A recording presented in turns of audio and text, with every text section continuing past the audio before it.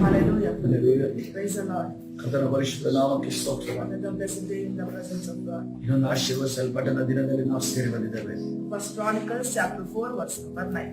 ಮೊದಲನೇ ಪೂರ್ವಕಾಲ ವೃತ್ತಾಂತ 4ನೇ ಅಧ್ಯಾಯ 9ನೇ ವಚನ. First Chronicles chapter 4 verse number 9. ಮೊದಲನೇ ಪೂರ್ವಕಾಲ ವೃತ್ತಾಂತ 4ನೇ ಅಧ್ಯಾಯ 9ನೇ ವಚನ. Let us read the word. ವಾಕ್ಯವನ್ನು ಓದಿಕೊಳ್ಳೋಣ. Jabez was honorable above his brothers, but his mother named him Jabez, meaning sorrow maker, saying, because I bore him in pain. ಯಾಬೇಚನು ತನ್ನ ಅಣ್ಣ ತಮ್ಮಂದಿರಲ್ಲಿ ಘನವಂತನಾಗಿದ್ದನು, ಇವನನ್ನು ಬಹುವೇದನೆಯಿಂದ ಎತ್ತನೆಂದು ಹೇಳಿ ಇವನ ತಾಯಿ ಇವನಿಗೆ ಯಾಬೇಚನೆಂದು ಹೆಸರಿಟ್ಟಳು. Hallelujah. Hallelujah. This is the word of the Lord. ಅದು ದೇವರ ವಾಕ್ಯವಾಗಿದೆ. Now in the scripture that we read just now, ಈಗ ನಾವು ಓದಿದಂತ ಈ ವಾಕ್ಯ, so we see, Jabez's mother naming him a sorrow. ಯಾಬೇಚನ ತಾಯಿ ಯಾಬೇಚನಿಗೆ ಹೆಸರಿಡುವಾಗ ಆತನ ಬಹುವೇದನೆ ಅನ್ನುವಂತ ಹೆಸರಿಡುವುದನ್ನು ನಾವು ಗಮನಿಸುತ್ತೇವೆ. We don't know, maybe she did really probably named her son as Jabez or pain, maybe because of the circumstances in which he was born was very painful.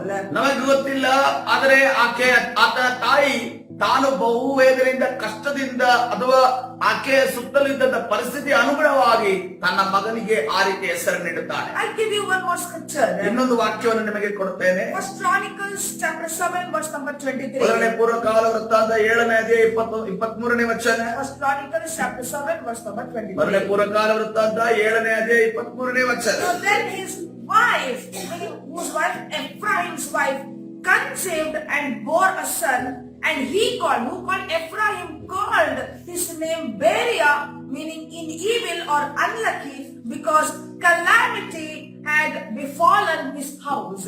ಅವನು ತನ್ನ ಹೆಂಡತಿಯನ್ನು, ಅಂದರೆ ಎಫ್ರಾಯಮನು ತನ್ನ ಹೆಂಡತಿಯನ್ನು ಕೂಡಲು ಆಕೆಯು ಗರ್ಭಿಣಿಯಾಗಿ ಮಗನನ್ನು ಎತ್ತಳು. ಇದು ಅವನ ಕುಟುಂಬಕ್ಕೊದಗಿದ ಆಪತ್ತಿನಲ್ಲಿ ಸಂಭವಿಸಿದ್ದರಿಂದ ಆ ಮಗನಿಗೆ ಬೇರಿಯ ಎಂದು ಹೆಸರಿಟ್ಟನು. No, Beriah means in evil or unlucky fellow. ಬೇರೆಯಲ್ಲಿ ನೋಡುವಾಗ ಒಂದು ದುಷ್ಟ ಸಮಯದಲ್ಲಿ ಹುಟ್ಟಿದಾಗನು ಅಥವಾ ಈ ಅದೃಷ್ಟವಂತ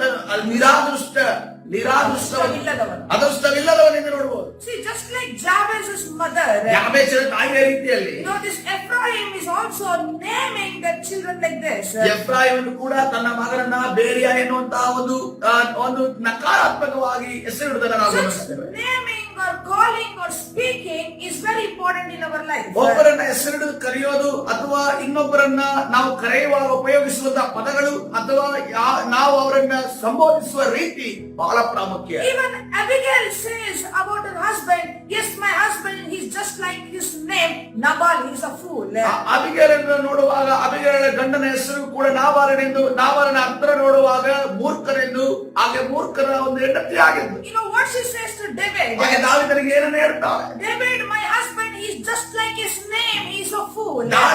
ದಾವೀದನಿಗೆ ಅಬಿಗೇಲಳು ಹೇಳ್ತಾ ಇದ್ದಾಳೆ, ಆಕೆ ಹೇಳ್ತಾ ಇದ್ದಾಳೆ, ನನ್ನ ಗಂಡನ ಹೆಸರು ನಾಬಾಲನೆಂದು, ಆ ಹೆಸರಿನಂತೆ ಅವನು ಮೂರ್ಖನಾಗಿದ್ದಾನೆ ಅನ್ನೋದನ್ನ ಹೇಳ್ತಾಳೆ. Since over the years I've seen parents talking like this.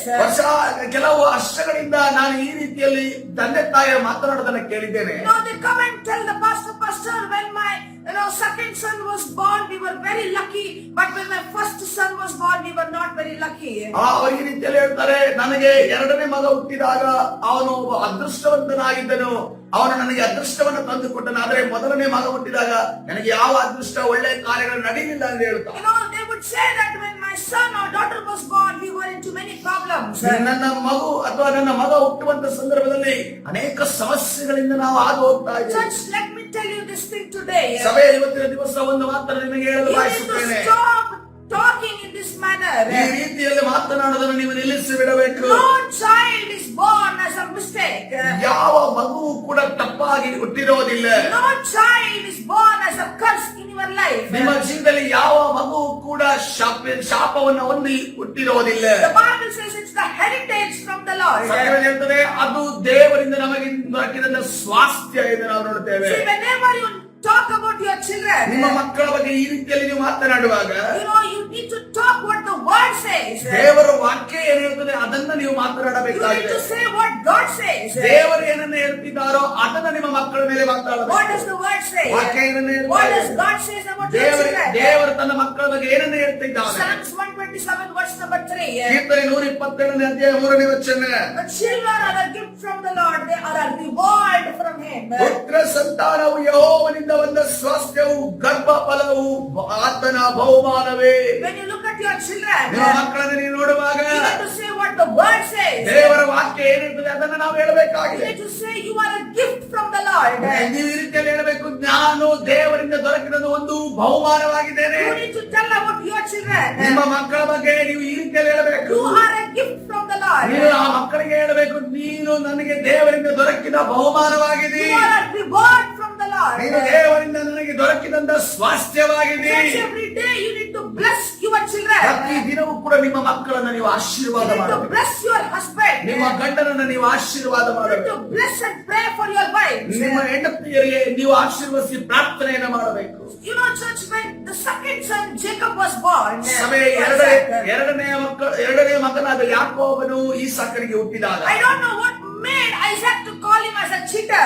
ನನಗೆ ಗೊತ್ತಿಲ್ಲ, ಈಸಾಕನಿಗೆ ಯಾಕೋಬನನ್ನ ನೋಡಿದಾಗ ಮೋಸಗಾರನೆಂದು ಕರೆಯುವುದಕ್ಕೆ ಏನು ಪ್ರೇರೇಪಿಸಿದ್ರು ನನಗೆ ಗೊತ್ತಿಲ್ಲ. But when Abraham named Isaac, ಅದೇ ಅಬ್ರಹಾಮನು ಈಸಾಕನಿಗೆ ಹೆಸರಿಡುವಾಗ what did Abraham and Sarah call him? ಅಬ್ರಹಾಮನು ಮತ್ತು ಸಾರಳು ಏನನ್ನ They ಕರೀತಿದ್ದಾರೆ? called, you are the laughter. ನೀನು ನಗುವಾಗಿ ನಮ್ಮ ಜೀವನದಲ್ಲಿ ನಗುವನ್ನು You are ತಂದವನಾಗಿದ್ದಿ. a joy in our life. ನೀನು ನಮ್ಮ ಜೀವನದಲ್ಲಿ ಉಲ್ಲಾಸವನ್ನು But ತಂದವನಾಗಿದ್ದಿ. when Isaac had to name his second son, ಈಸಾಕನು ತನ್ನ ಎರಡನೇ ಮಗನನ್ನ ಹೆಸರಿಡುವಾಗ he called him as a cheater. ಆತನನ್ನ ಮೋಸಗಾರ ಎಂದು ಕರೆಯುತ್ತಾರೆ. Church, can you imagine every time he would call his second son? ಆಲೋಚನೆ ಮಾಡ್ರಿ, ನೀವು ಯಾವಾಗಲೂ ಕೂಡ ತನ್ನ ಎರಡನೇ ಮಗನನ್ನ ಕರೆಯುವಾಗ What did he call actually him? ಅದನ್ನ ನಿಜವಾಗ್ಲೂ ಏನನ್ನ ಕರೀತಿದ್ದೆ? Hey cheater, come here. ಓ ಮೋಸಗಾರನ ಇಲ್ಲಿ ಬಾ. Hey cheater, go there. ಓ ಮೋಸಗಾರನ ಅಲ್ಲಿ ಹೋಗು. Hey cheater, call your mama. ಓ ಮೋಸಗಾರನ ನಿನ್ನ ತಾಯಿಯನ್ನ ಕರಿ. So that was how he was calling. ಈ ರೀತಿಯಲ್ಲಿ ಆತನ ಕರೀತಾ ಇದ್ದ. Calling like this. ಈ ರೀತಿಯಲ್ಲಿ ಕರೆಯೋದು It made Jacob going to his past. ಯಾಕೋಬನಿಗೆ ತನ್ನ ಹಳೆಯ ದಿನಗಳು ಕಳೆದ ದಿನಗಳಿಗೆ ಹೋಗುವಂತೆ ಮಾಡಿ. Today the Holy Spirit is speaking to you. ಇವತ್ತಿನ ದಿವಸ ಪರಿಶುದ್ಧಾತ್ಮನು ನಿಮ್ಮ ಜೊತೆ ಮಾತನಾಡುತ್ತಿದ್ದಾನೆ. Don't allow your past or present circumstances to rule your future. ನಿಮ್ಮ ಕಳೆದ ದಿನಗಳು ಮತ್ತು ಈಗಿನ ದಿನಗಳು ಮುಂದಿನ ದಿನಗಳನ್ನ ಅದು ಆಳುವಂತೆ ಮಾಡಬೇಡಿರಿ. Don't allow your past to control your today and your future. ಕಳೆದ ದಿನಗಳಲ್ಲಿ ನಡೆದಂತಹ ಘಟನೆಗಳು ಇವತ್ತಿನ ದಿನ ಅಥವಾ ನಾಳೆಯ ದಿನಗಳನ್ನ ಅದು ಕಂಟ್ರೋಲ್ ಮಾಡುವಂತೆ, ನಿಯಂತ್ರಣ ಮಾಡುವಂತೆ ನೀವು ಮಾಡಬೇಡಿ. Church, focus on moving forward. ಮುಂದೆ ಹೋಗುವುದನ್ನ ನೀವು ಮನಸ್ಸಿನಲ್ಲಿ ಇಟ್ಟುಕೊಳ್ಳಿ. Maybe when your son was born, ನಿಮ್ಮ ಮಗು ಹುಟ್ಟುವಂತ ಅಥವಾ ಮಗ ಹುಟ್ಟುವಂತ ಸಂದರ್ಭದಲ್ಲಿ maybe you were in debt. ನೀವು ಸಾಲದಲ್ಲಿರಬಹುದು. That doesn't mean that your son made you to fall into debt. ಅದರ ಅರ್ಥ ನಿಮ್ಮ ಮಗನೇ ಅದಕ್ಕೆ ಕಾರಣಕರ್ತನಾಗಿದ್ದಾನೆ ಎಂದು ಅರ್ಥವಲ್ಲ. Your circumstances, your foolishness made you into fall into debt. ನಿಮ್ಮ ಸುತ್ತಲೇ ಇರುವಂತ ಪರಿಸ್ಥಿತಿ, ಅದೇ ರೀತಿಯಲ್ಲಿ ನಿಮ್ಮ ಮೂರ್ಖತನ ಅದನ್ನ ನೀವು ಒಂದು ಸಾಲದಲ್ಲಿ ಬೀಳುವಂತೆ ಮಾಡಿ. But your son, your daughter is born as a heritage from the Lord. ಆದರೆ ನಿಮ್ಮ ಮಕ್ಕಳು, ನಿಮ್ಮ ಗಂಡು ಮಕ್ಕಳು, ಹೆಣ್ಣು ಮಕ್ಕಳಾಗಿರುವುದು ಅವರು ಹುಟ್ಟಿರೋದು ದೇವರ ಒಂದು ಸ್ವಾಸ್ಥ್ಯವಾಗಿ ನಿಮಗೆ ಹುಟ್ಟಿದ್ದಾರೆ. So if you read Philippians chapter 3 verse number 13, ಫಿಲಿಪ್ಪಿಯ ಬರೆದ ಪತ್ರಿಕೆ 3ನೇ ಅಧ್ಯಾಯ 13ನೇ ವಚನವನ್ನು ಓದುವುದಾದರೆ what Paul says, ಪೌಲನು ಏನನ್ನು ಹೇಳ್ತಾನೆ? when I focus on this one thing, come on, say it after me, just one thing. ಹೇಳ್ರಿ, ಒಂದು ವಿಚಾರದಲ್ಲಿ ನಾನು ದೃಷ್ಟಿ ಉಳ್ಳವನಾಗಿದ್ದೇನೆ. See what Paul says, but I focus on this one thing, forgetting the past and looking forward to what lies ahead. Philippi ಬರೆದ ಪತ್ರಿಕೆ B ಭಾಗವನ್ನು ನೋಡೋಣ. 3ನೇ ಅಧ್ಯಾಯ 13ನೇ ವಚನ.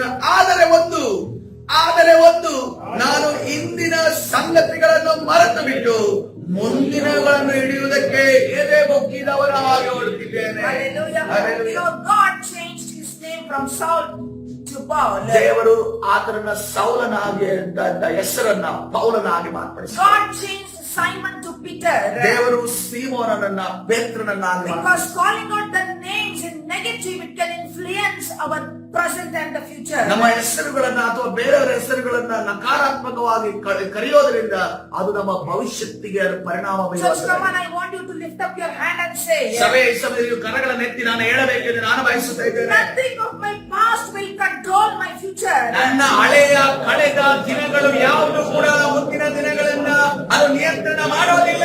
I focus on what is ahead of me.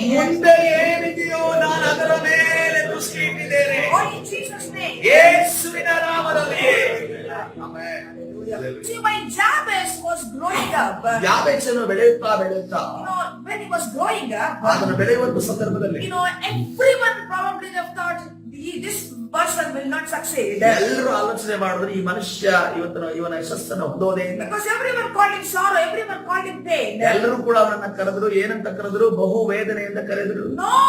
Nobody even thought that he would be successful in his life. ಆತನ ಜೀವನದಲ್ಲಿ ಎಂದು ಕೂಡ ಉದ್ಧಾರ ಆಗ್ತಾನೆ ಎಂದು ಅಂದುಕೊಳ್ಳಲೇ ಇಲ್ಲ. But his one short prayer, ಆದರೆ ಒಂದೇ ಒಂದು ಆತನ ಪ್ರಾರ್ಥನೆ. that doesn't mean that he prayed only one time. ಅದರ ಅರ್ಥ ಏನಂತಂದ್ರೆ ಆತನು ಒಂದೇ ಸರಿ ಪ್ರಾರ್ಥನೆ ಮಾಡಿದಂತ It ಅರ್ಥವಲ್ಲ. was a one short prayer which he did every day. ಆತನ ಜೀವನದಲ್ಲಿ ಪ್ರತಿದಿನ ಆತನು ಮಾಡಿದಂತ ಒಂದು ಚಿಕ್ಕ ಪ್ರಾರ್ಥನೆ, Everyday prayer, ಪ್ರತಿದಿನದ ಪ್ರಾರ್ಥನೆ, consistent prayer, ನಿರಂತರವಾದ ಪ್ರಾರ್ಥನೆ, persistent prayer, ಬೇಸರಗೊಳ್ಳದೆ ಮಾಡಿದಂತ ಪ್ರಾರ್ಥನೆ, and a focused prayer. ದೇವರ ಮೇಲೆ ದೃಷ್ಟಿ ಇಟ್ಟು ಮಾಡಿದಂತ ಪ್ರಾರ್ಥನೆ. Just one prayer changed his life. ಒಂದು ಪ್ರಾರ್ಥನೆ ಆತನ ಜೀವಿತವನ್ನೇ ಬದಲಾಯಿಸಿತು. The Bible says it. ಸತ್ಯವೇದ ಅದನ್ನ ಹೇಳ್ತಾ What ಇದೆ. does it say? ಏನನ್ನ ಹೇಳ್ತಾ ಇದೆ? Today's base scripture, 1 Chronicles chapter 4 verse number 9. ಒಂದನೇ ಪೂರ್ವಕಾಲ 4ನೇ ಅಧ್ಯಾಯ 9ನೇ ವಚನ. Jabez was honorable above all his brothers. ಯಾಬೇಚನು ತನ್ನ ಅಣ್ಣ ತಮ್ಮಂದಿರಲ್ಲಿ ಘನವಂತನಾಗಿದ್ದನು. Hallelujah. People thought he will be a failure. ಜನರು ಅಂದುಕೊಂಡ್ರು ಇವನು ಸೋತು ಹೋಗ್ತಾನೆ, ಉದ್ಧಾರ ಆಗಲ್ಲ. He is a sorrow in our city. ನಮ್ಮ ಒಂದು ಪಟ್ಟಣದಲ್ಲೇ ಇವನೊಬ್ಬ ಬಹು ವೇದನೆ ಹೇಳುವಂತ ವ್ಯಕ್ತಿ. The people thought, relatives called him pain or evil. ಇವನು ಒಬ್ಬ ಒಂದು ದುಷ್ಟರು ಎಂದು ಅಂದುಕೊಂಡರು. But the Bible says ಅದೇ ಸತ್ಯವೇದ ಈ ರೀತಿಯಲ್ಲಿ ಹೇಳ್ತಾ he ಇದೆ. was honorable than all his brothers. ಆತನು ತನ್ನ ಎಲ್ಲಾ ಅಣ್ಣ ತಮ್ಮದಿರಲ್ಲಿ ಆತನು ಘನವಂತನಾಗಿ ನಿಂತನೆಂದು Even though he grew so much in his life, ಆತನ ಜೀವನದಲ್ಲಿ ಎಷ್ಟು ಬೆಳೆದನೆಂದರೆ, he became so famous in his life. ಆತನ ಜೀವನದಲ್ಲಿ ಎಷ್ಟು ಆತನ ಪ್ರಸಿದ್ಧನಾದನೆಂದರೆ, The people named a city after his name called Jabez. ಆತನು ಇದ್ದಂತ ಪಟ್ಟಣವನ್ನ, ಆ ಪಟ್ಟಣದ ಹೆಸರನ್ನೇ ಯಾಬೇಚ್ ಎಂದು ಹೆಸರಿಟ್ಟರು. What the scripture proof? ವಾಕ್ಯದ ಒಂದು ಪುರಾವೆ ಬೇಕಿರುವುದಾದರೆ 1 Chronicles chapter 2 verse number 55. ಮೊದಲನೇ ಪೂರ್ವಕಾಲ ವೃತ್ತಾಂತ 2ನೇ ಅಧ್ಯಾಯ 55ನೇ ವಚನ. The people named a city after his name.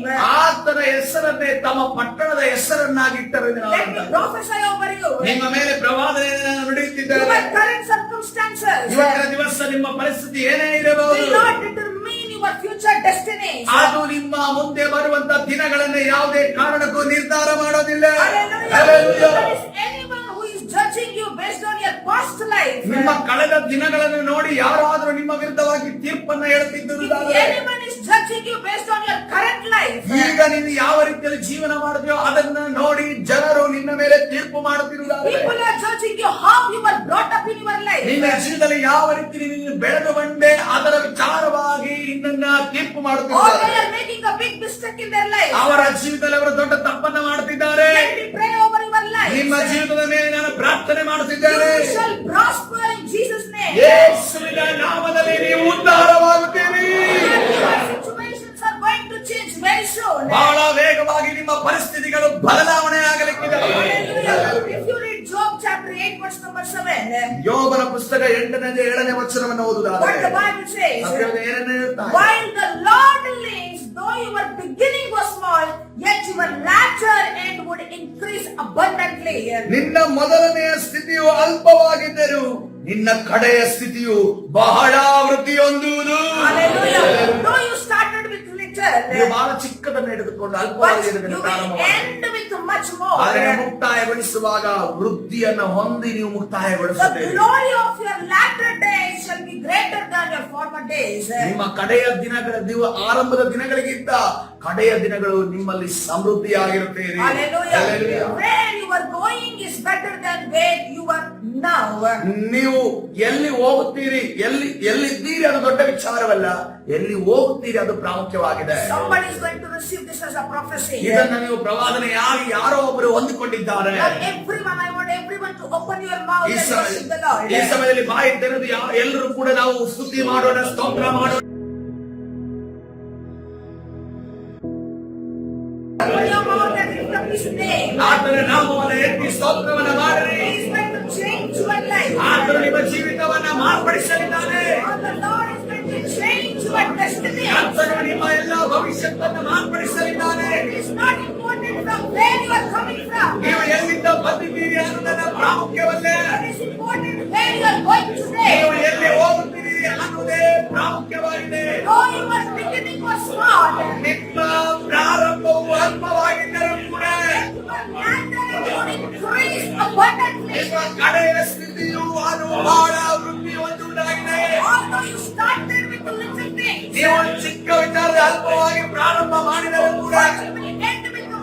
more. ನೀವು ನಿಮ್ಮ ಒಂದು ಮುಕ್ತಾಯವನ್ನ ಬಹಳ ವೃದ್ಧಿ ಹೊಂದಿದವರಾಗಿ ಆಮೇಲೆ ವೃದ್ಧಿ ಹೊಂದಿದವರಾಗಿ ಮಾಡುತ್ತೀರಿ.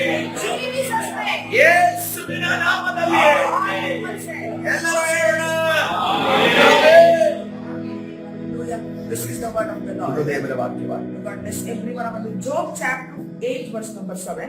ದೇವರ ಯೋಬನ ಪುಸ್ತಕ 8ನೇ ಅಧ್ಯಾಯ 7ನೇ ವಚನ. Philippians chapter 3 verse number 13. ಅದೇ ರೀತಿಯಲ್ಲಿ ಫಿಲಿಪ್ಪಿ ಬರೆದ ಪತ್ರಿಕೆ 3ನೇ ಅಧ್ಯಾಯ 13ನೇ ವಚನದ ಪ್ರಕಾರವಾಗಿ ದೇವರು ನಿಮ್ಮನ್ನೆಲ್ಲರನ್ನು ಆಶೀರ್ವದಿಸುವುದಾಗಲಿ.